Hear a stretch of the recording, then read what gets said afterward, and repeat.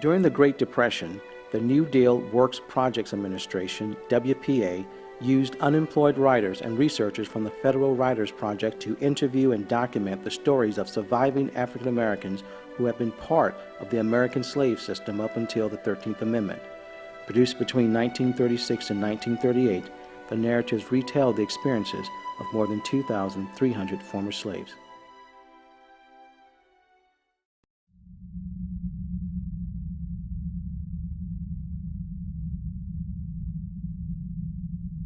My name is Eric Gibson, and I'll be starting off reading about Jacob Manson.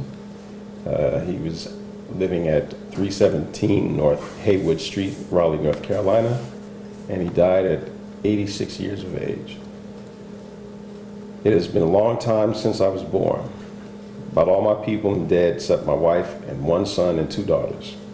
The son and one daughter live in North Carolina, and the other daughter lives in Richmond, Virginia. I belonged to Colonel Bun Eden. His plantation was in Warren County, and he owned about 50 slaves or more.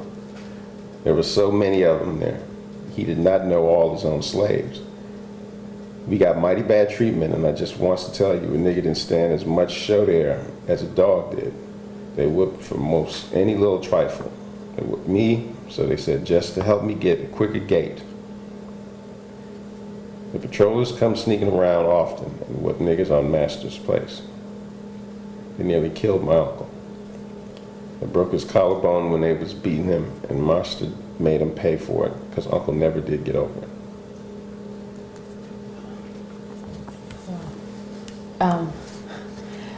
I just have a question, I guess, when they're asking about just to help get a quicker gait. What is that? I mean, I would think they mean just to work faster. Yeah. oh, Yeah. Yeah. Yeah. Yeah. what is that? Wow. With me, what stuck out for me was the master made him pay for it when they broke his collarbone. Does that mean because the master had empathy for the slave, or because they damaged his goods? Exactly. So he couldn't work. So this slave couldn't work in the meantime while his collarbone was Yeah, I was healing. like, So they made him pay for it. Wow, I didn't know that they would go to a white man and say, you're going to pay for my slave because blah, blah, blah. well, you damaged my property. Well, I would guess from that, yeah. Well, they said because uncle never did get over it. So that's why I thought there was some kind of compassion on the part of the slave owner. He probably wasn't as productive as I he was didn't, prior to. yeah. I didn't read that as compassion. I read it as the slave Oh, owner okay. was upset that Yeah. his property was damaged. Okay. And so he made the other white men who damaged him pay for it. Okay. In the same way if they'd have broke, Window. yeah, Okay. yeah. Okay. Wow. But I guess one of the things, though, that stood out to me, and I guess it should be no surprise, even though I should have hope, I'm always faced with reality. When he stated that, didn't stand as much of anything as a dog did there. Right. It's the same type of thing that goes on today now when I complain about how, I guess people will pick and choose what is actually important to them, and where they'll put their compassion in, or who they'll direct it towards. And, I guess I just looked at stuff back then as you have to have a serious type of personality just to rationalize that this person is either 3/5 of a human being or man, or they are really property, just based upon the skin color, or I don't know. I don't know. It's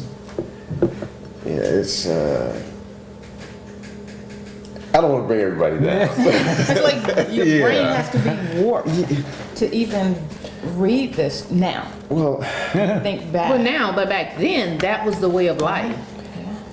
So you have to take that in consideration. This So is if they true. were to say, if I have an animal they consider, the slave's animal. So if I have an animal to plow my field, I'm seeing it as an animal. I'm not seeing it as a pet.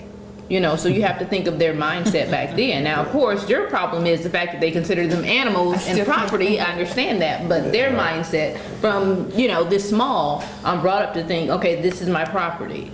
You know, how much can I get for this? Well, I can get more for him because he's this way. I can get, you know, less for this little child, you know, what have you. So it's just a matter of how they're reared. Yeah.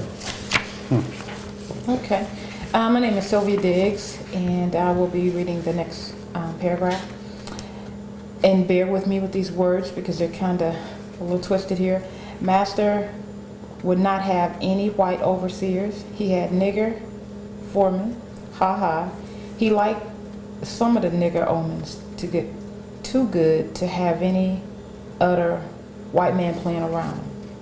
We worked all day and some of the night, and a slave who made a week, even after doing that, was lucky if he got off without getting a beating.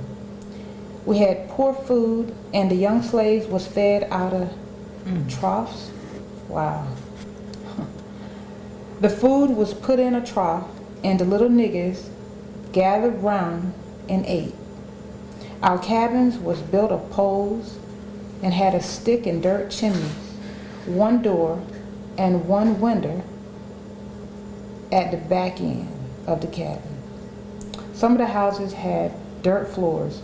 Our clothing was poor and handmade. Wow. How does that make you? What's your reaction to that, Sylvia, when you read it?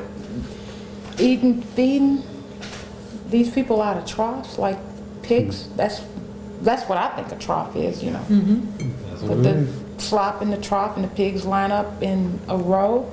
Are you kidding me? Oh my goodness. It just makes me feel really, really sad. I mean, they didn't even think that they were humans. I don't think that the masters just thought that they were humans, period. I look at it like it's a whole conditioning process. A huge laboratory where we're going to not just break the adult slaves, but we're going to condition the children to say that this is your life. But we're also going to condition our own children to look at them to say, they are animals because look at how they're eating. So this can continue for generations. That's how I look at it. Wow. Right or wrong, but I guess I look at it a little deeper. Well, but it's exactly what you say because it did continue. Yeah, I would have never thought about it from that way, so I'm It glad you did say continue. that. But there are always cracks in the conditioning system. This is true. Because on the one hand, obviously, he's, you know, the general treatment that slaves received at that time make us think that, wow, they view these people as just animals. On the other hand, Master was sneaking out to the slave quarters and getting with Right. Yes. the slave women, so he didn't quite think that they were just an animal, because course he not. wasn't going out to the barn with Yeah, you're right. the cows and the goats, you know. He could have done that. No, he was going to the slave women. So there was a part of him that recognized that this is a woman, you know. And a lot of times on plantations, slave children and white children, when they were little children, would oftentimes grow up together and be running around in the yard together. And it was at a certain point where they got to a certain age that then it was Division. they were made aware of the fact that okay, We don't that need has to to be stop. You're going out here to the fields, and Marcy's children, that's your master. Yeah, but I you mean, know? they were brothers and sisters at that point. Exactly. But again, that's just one other little chink in the system that shows that somewhere in their psyche, in their consciousness, they recognize that these are human beings. But then there was some other overpowering aspect of this whole system that they just fell in line with and complied with, and you know, continued the system.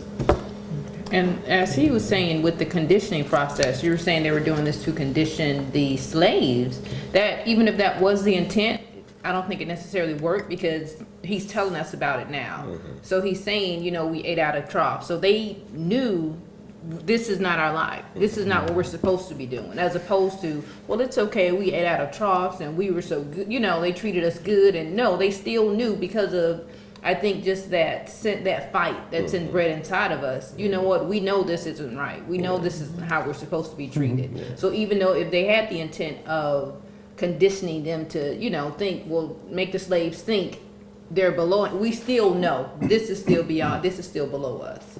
That's just something with just reading this, like even the slave, who wrote this was not right. Right. They still had that drive and that determination within themselves, as a people. No, this isn't right. We're doing this because we're trying to survive, but we know this is not right. No, I agree with both of you. It's just, that's why I stated it was an attempt. Yeah. Yeah, I had never thought about it until Yeah. you had said that. I'm like, wow, that is a way to condition, Do you think it was conscious? I don't know. I mean, I have to believe even back then, some white people that didn't know any better would just go along with, they would follow the status quo. If this is how it's done, then I'm going to follow the rules, and I'm going to do it because, that's my guess. I don't think they looked into it. I think it was conscious. Well, for some, exactly. Yeah. Yeah, for some, yeah. Most But definitely. Well, whatever it was definitely pathological. Yeah. Which is interesting when you look at it from that aspect, which also, when you're dealing with pathology, then you can kind of predict and even expect some of the outcomes of it. So when we get later on to lynchings and, that's, you're dealing with a pathological system, and the people in it also have to be, to a great extent, pathological themselves to even comply with it. Right. So of course you're going to get all of these wild treatments,